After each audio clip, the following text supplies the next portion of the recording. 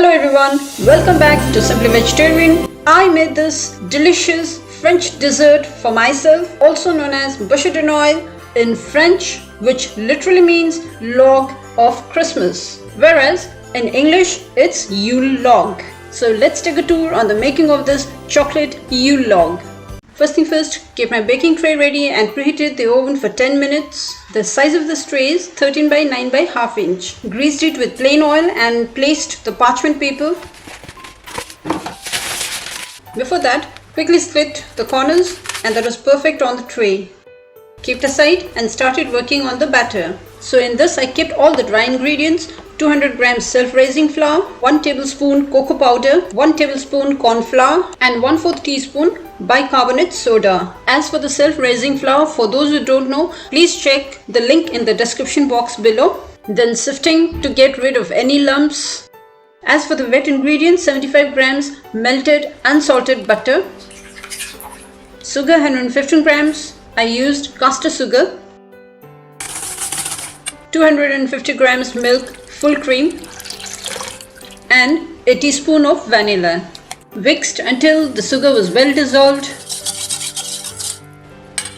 and slowly mix the dry ingredients in batches.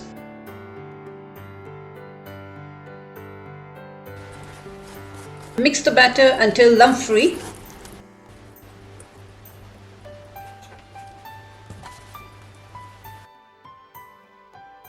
Few taps to remove air bubbles and ready for the oven. And I bake this for 20 minutes at 190 degrees Celsius. You may bake at 180 degrees Celsius for 12 to 15 minutes. Totally depends upon your oven. Meanwhile, I prepared chocolate ganache for filling, and for that I used this Cadbury Dairy Milk, the regular chocolate, which is 227 grams, and I used only half of this. Chopped into pieces, transferred in a bowl so that it will be easy to melt. Chocolate in the bowl is 150 grams and the whipping cream also 150 ml. Then heated the whipping cream on medium-low almost to the boiling point, switched off and poured upon the chocolate. And then I let this sit for around 10 minutes until all the chocolates got melted. After 10 minutes, quickly stirred, making sure to get rid of any lumps, covered with a cling film and kept to rest in the refrigerator.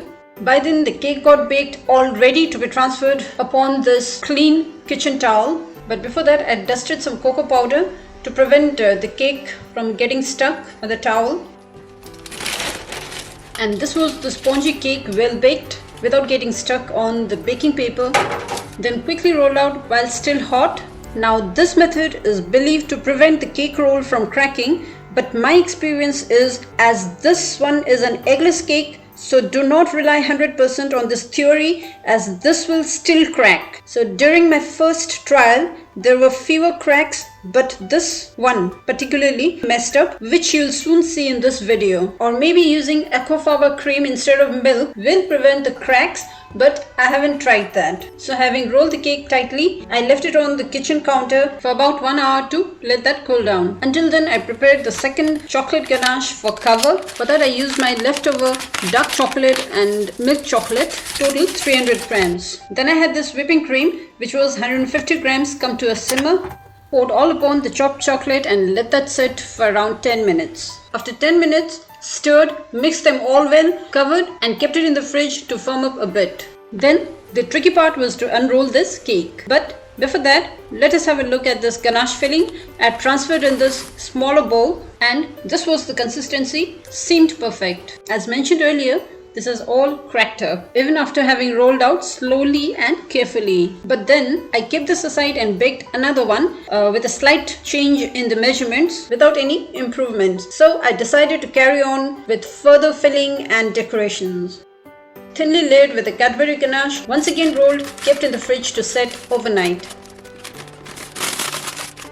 Next thing I did is blended the chilled dark chocolate ganache, which I had kept in the fridge to set, and within 2 minutes the ganache was whipped, smooth and soft, ready to be piped. I used a 1mm nozzle, filled the bag, and that too kept in the fridge. Next day the cake roll was out of the fridge, chilled, and ready to get transformed into a tree log. As you can notice, I had already trimmed the sides, the edges of this roll, and on this part I attached a trunk, and these will look like eyes. I couldn't find the exact word for this.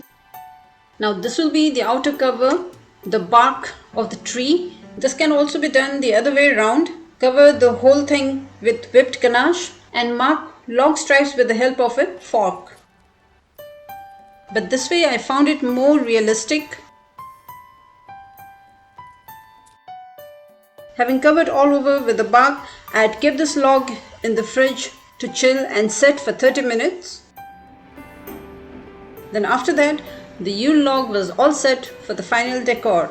Also, I had prepared some buttercream icing for the leaves here and there, as I couldn't get hold of the ferns. And in place of red cherries, I got some pretty sweet, small, fresh grapes and some blueberries. And I thought a wintry tale is incomplete without a snowman. Few edible shiny pearls.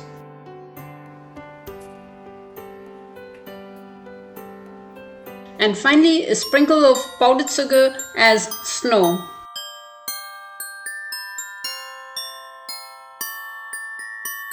So this was my mini winter wonderland with the Yule log as a centerpiece. Hope you enjoyed this video. Thanks for watching.